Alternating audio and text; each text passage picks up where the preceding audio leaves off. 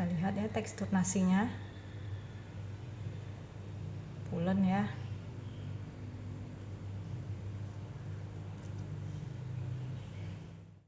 Hari ini di dapur Sandra Irani membuat sajian nasi kuning.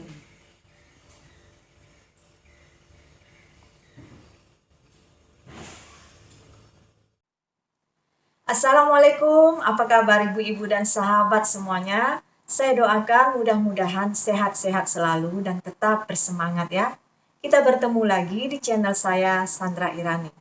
Pada episode kali ini saya akan membuat masakan nasi kuning. Biasanya kan nasi kuning itu identik dengan perayaan atau merayakan sesuatu, misalnya merayakan ulang tahun. Nah, di resep nasi kuning saya ini mungkin sedikit berbeda dengan resep-resep nasi kuning lainnya. Dan mudah-mudahan ini bisa bermanfaat buat ibu-ibu dan sahabat semuanya. Selamat menyaksikan. Nah, sekarang saya akan tunjukkan bagaimana cara membuat nasi kuning. Dan tentunya bahan pertama yang kita persiapkan adalah beras dan juga kunyit. Tapi di sini saya tidak menggunakan kunyit segar karena agak repot. Karena kita harus parut dan peras dulu ya. Dan di sini saya lebih memilih menggunakan kunyit yang bubuk yang sudah jadi instan seperti ini. Dan untuk membuat nasi kuning sendiri, bahan yang saya persiapkan di sini selain beras adalah beras ketan atau pulut. Dan di sini saya akan mencampur bahan-bahannya. Sekarang kita akan mulai ya.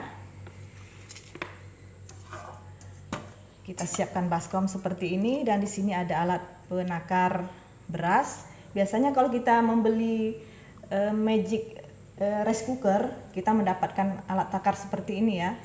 Dan di sini saya akan menggunakan takarannya 4 takaran beras ya.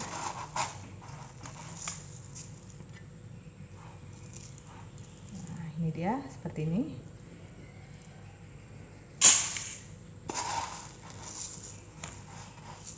Biasanya kalau 4 takaran beras ini lebih kurang berasnya 1 kg. 2, 3, 4. Nah, ini untuk beras biasanya. Dan untuk beras ketan atau pulutnya saya menggunakan 1 cup saja. Jadi perbandingannya 4:1 ya. Ini maksudnya dan tujuannya agar nanti nasi kuningnya terasa pulen. Nah, kita buat 1 dan kita campurkan. Dan sekarang kita akan cuci bersih berasnya dan beras ketan ini sampai airnya berwarna jernih. Kita akan cuci ya.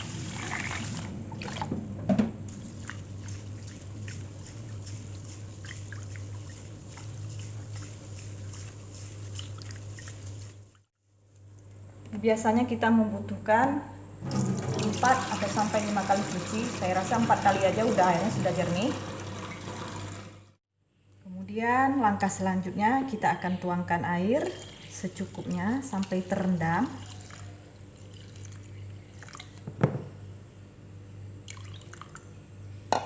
Dan kemudian kita akan beri kunyit bubuknya ya. Kalau di sini saya biasa menggunakan 2/3 bagian atau 2/3 bungkusnya ya, atau hampir 1 bungkus supaya dia berwarna kuning.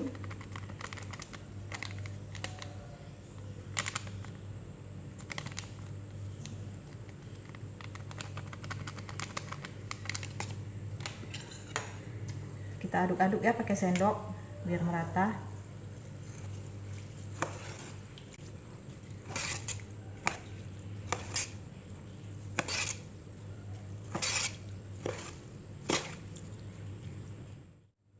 Sudah teraduk rata seperti ini. Kemudian kita akan diamkan selama 2,5 jam sampai 3 jam ya.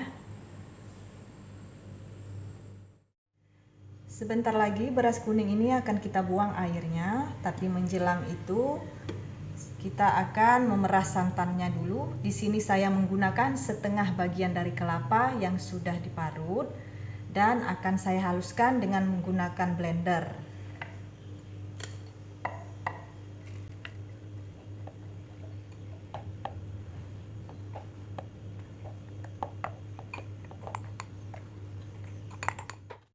akan saya beri air secukupnya dulu ya. Ini saya akan ambil santannya yang pekat saja. Jika ingin lebih instan bisa menggunakan santan yang sudah jadi ya.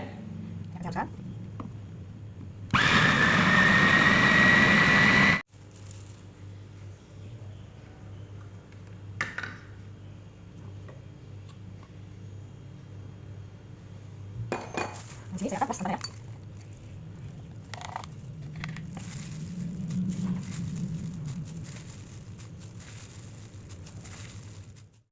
Nah, ini tadi hasil dari perasan santannya. Kita dapatkan santan yang pekat.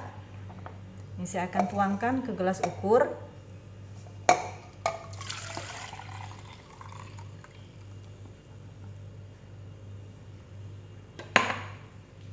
Nah, ini nanti santan pekat ini akan kita campurkan ke air putih biasa dengan jumlah air lebih kurang 1300 ml ya.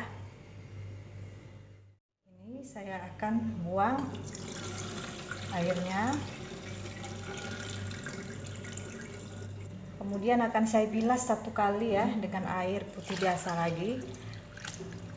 Karena biasanya kita menggunakan kunyit. Tepung ini agak berbubuk ya, kita buang sekali aja. Dan di sini ada bahan-bahan yang akan kita masak bersama santan dan air nanti. Di sini ada 2 batang serai yang sudah saya potong-potong 2 ya, seperti ini, biar nggak repot kita masaknya. 2 iris lengkuas, masing-masing 2 cm, saya geprek ini. Daun salam 5 lembar, daun jeruk 3 lembar. Dan garam 1 sendok teh. Jika ingin terasa lebih asin lagi bisa ditambah garamnya ya. Ini tadi air santan yang sudah saya campurkan dengan air putih biasa. Tadi kan kita memeras santan pekat, kita dapatkan hasil 400 ml. Kemudian saya tambahkan dengan air putih biasa 900 ml. Jadi totalnya ini 1300 ml. Saya akan tuangkan ya. Ini kita akan masak santannya hingga benar-benar panas, tapi tidak sampai juga mendidih. Yang penting panas. Kita hidupkan dulu api kompornya. Ini kita akan masukkan langsung ya serainya,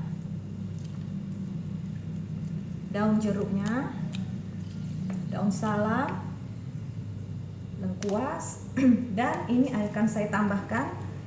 Ini tadi ada yang terlupakan ya, ini saya tambahkan daun pandan sebanyak 4 lembar. Ini karena daun pandannya kecil-kecil, saya tambah 4 lembar.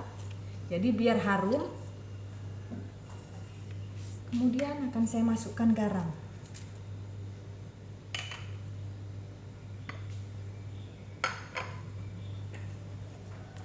Kita akan aduk-aduk ya.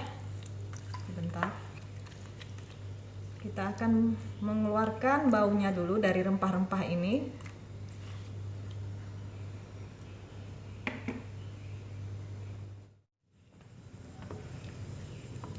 Kita terus aduk-aduk ya, seperti ini agar santannya tidak pecah. Dan ini sudah mulai panas santannya, tapi tetap terus kita aduk-aduk, kita tunggu sebentar agar bau harum dari rempah-rempah yang kita masukkan ini keluar ke santannya. Santannya sudah mulai wangi ya. Jadi jangan lupa taruhkan pandan ya, berikan pandan, ini penambah harum.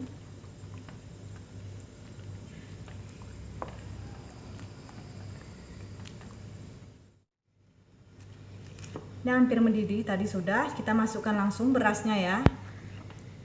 Maaf ya tadi videonya sempat terpotong, jadi tidak ditunjukkan masukkan berasnya ke dalam wajan.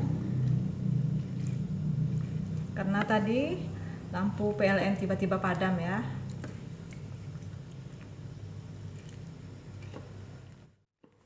Jika berasnya sudah kita masukkan ke dalam air dan santan ini, kita harus sering mengaduk-aduknya ya agar tidak lengket di dasar. Apalagi setelah airnya mulai mengering, harus lebih sering-sering kita aduk.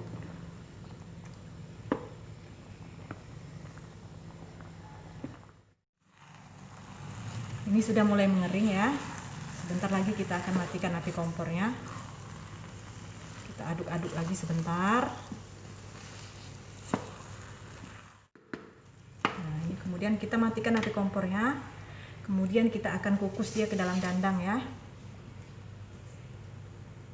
Akan saya pindahkan ke dalam dandang. Dandangnya saya alasi dengan daun pisang seperti ini. Kalau nggak dialasi juga nggak apa-apa ya.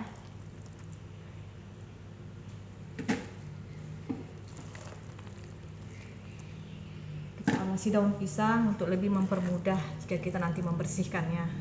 Jadi tidak lengket di dasar dandangnya.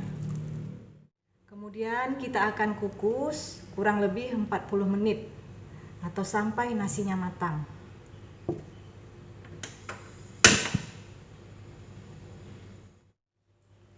Ini setelah 20 menit dikukusan, kita akan korek ya seperti ini. Supaya yang bagian bawahnya ke atas.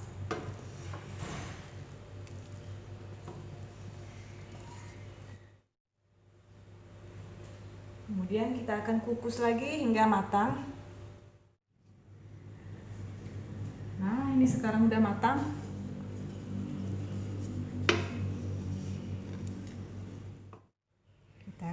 Kita akan angkat nasinya ke dalam piring ya.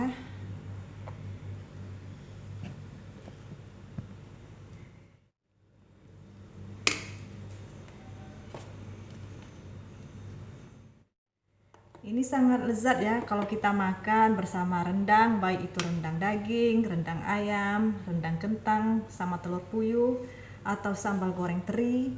Itu sangat kena dimakan ya. Dan ini saya akan beri taburan bawang goreng di atasnya biar lebih wangi lagi.